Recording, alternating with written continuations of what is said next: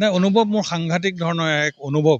বিশেষকৈ ইমান সুন্দৰকে আমাৰ কোৰাণ শ্বৰীফৰ যি বাণী আমি সকলোৱে শুনিলোঁ, আমাৰ একেবাৰে অন্তৰ চুই গৈছে। আৰু শংকৰ ৰাজানৰ আজি এই পবিত্ৰ ভূমিত, আজি পবিত্ৰ ক্ষণত মই থিয় হৈ থাকিবলৈ পাই মই সঁচাই নিজকে খুব মই আশীৰ্বাদ পুষ্ট এজন ব্যক্তি বুলি মই ভাবিছোঁ। আৰু আজিৰ এই ঈদৰ মুহূৰ্তত মই সমগ্ৰ অসমবাসী, বিশ্ববাসীক মই ঈদ মুবাৰক দিছোঁ। আৰু এটাই মই মোৰ আত্মাৰ পৰা মই প্ৰাৰ্থনা মই জনাইছোঁ, যাতে আমি সকলোৱে শান্তি সম্প্ৰীতি মিলা প্ৰীতিৰে আমি জীৱনটো অতিবাহিত কৰি এই মানৱ জীৱনটো আমি সকলোৱে সুখময় কৰি তোলোঁ। আজিৰ মুহূৰ্তৰ মোৰ ফালৰ পৰা বাৰ্তা এইটোৱে।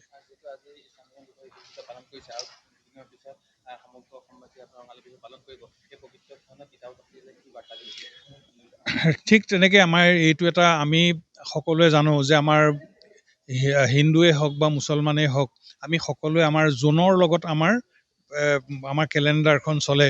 সেইকাৰণে আমি দেখোঁ যে ঈদ আৰু আমাৰ বিহু, বিহুটো যদিও এটা তাৰিখত হৈ থাকে, কিন্তু ঈদ আহি মাজে মাজে আমাৰ বিহুৰ সময়ত আহে।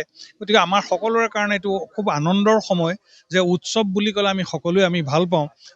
এতিয়া আমাৰ ঈদৰ এক কঠোৰ সময়, আজি এমাহ দিন ত্যাগ কৰি ইছলাম ধৰ্মী লোকসকলে তেওঁলোকৰ যিখিনি ধৰ্মীয় যিখিনি নীতি নিয়ম পালন কৰি এতিয়া সকলোৱে ফ্ৰী হৈ এইবাৰ আমাৰ ঈদৰ আনন্দ উৎসাহ আৰু বাঢ়িব।